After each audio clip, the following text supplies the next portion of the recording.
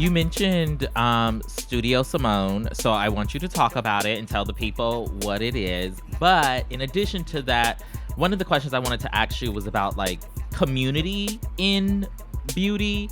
Like when I think of beauty, I think of beauty salons. I think of going to the salon, being there all day, somebody delivering you food because you can't get up, Mm-hmm. and you got 12 bad kids just running around, just getting on your nerve, right? Right. Um, but when I think of beauty today, I don't necessarily think of the community aspect. Shut up, Jared.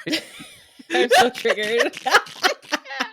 I'm sorry, like being in the salon with my mom. I literally had a flashback. You can't get up. You can't move. You can't. What do you say? You can't move. Like Yeah. It was what? hitting for me, and then you mentioned like the bringing of the food because you can't get up, and I was like, "It's too real! It's too real!" Right.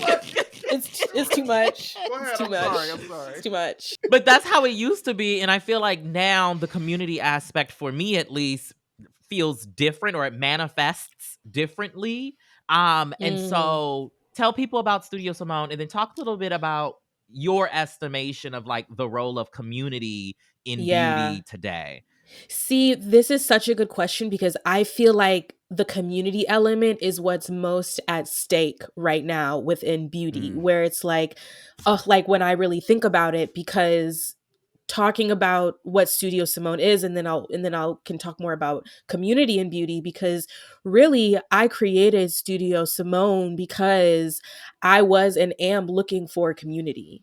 Studio Simone is like a budding beauty media company and community where we are known for telling beauty stories at the intersection of politics and pop culture. So it's very much like taking my work, like articles that I've done, even my newsletter that I used to do that I'm trying to get back up and running, but it's like taking so many topics that are around dissecting like trends from the past, whether it's BBLs, whether it's talking about I know, which is like a whole conversation from like, I don't know, like 2021, which seems like forever ago, or looking at conversations like, do you remember the Gorilla Glue?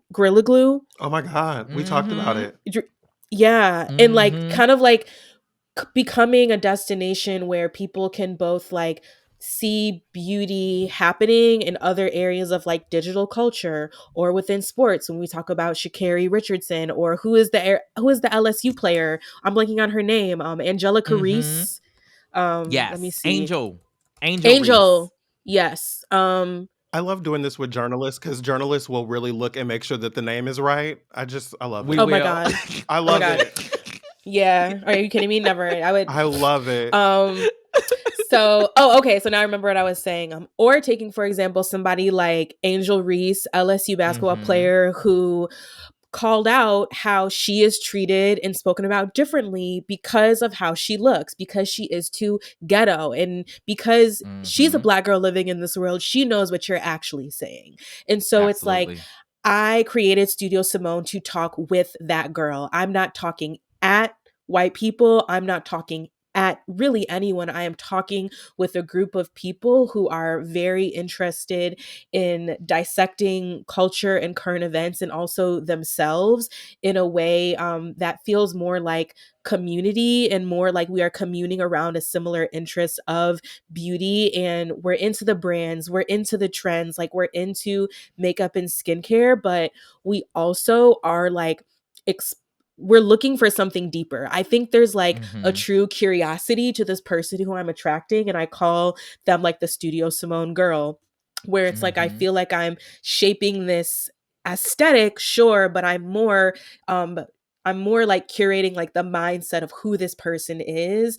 And because of that, because I'm shaping like a beauty media platform and really like a lifestyle brand, I'm shaping it around this element of beauty and community, and I'm doing it in a way that is more around mindset versus a single identity. And like for me, that was just important because like for me, it's like I don't have to like drive home diversity when I can just do it. I can just be it. When Mm-hmm. I've had these opportunities to travel around the world to meet all different kinds of people who have impacted like my life and like my life experiences and the way I look at myself. And so it's like, okay, I want to bring in your voice.